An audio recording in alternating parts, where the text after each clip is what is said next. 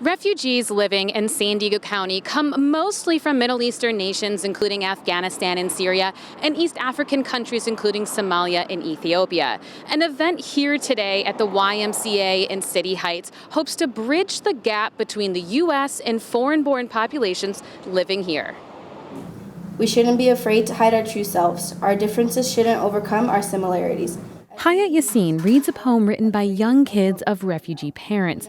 Yassin is a youth coordinator for the local nonprofit United Women of East Africa and is the child of refugee parents herself. Growing up, she says she remembers how difficult it was to connect with her classmates. Well, you look really weird, like, well, this is just my cultural clothing, or why I have henna and like face paint on my, basically.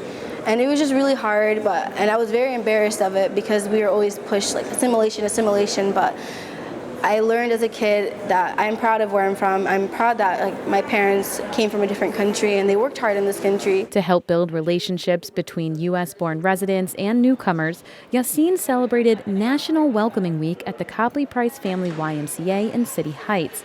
It's one of hundreds of events across the country this week from the national nonprofit Welcoming America.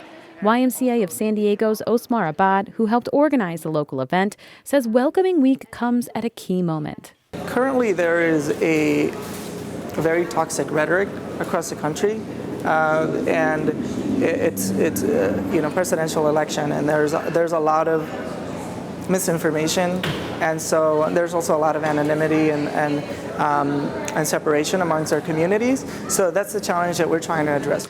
This is just the first welcoming event to be held by the YMCA of San Diego County. The organization hopes to continue this with workshops in the future and build partnerships with local nonprofits. For KPBS News, I'm Tarryn Mento reporting in City Heights.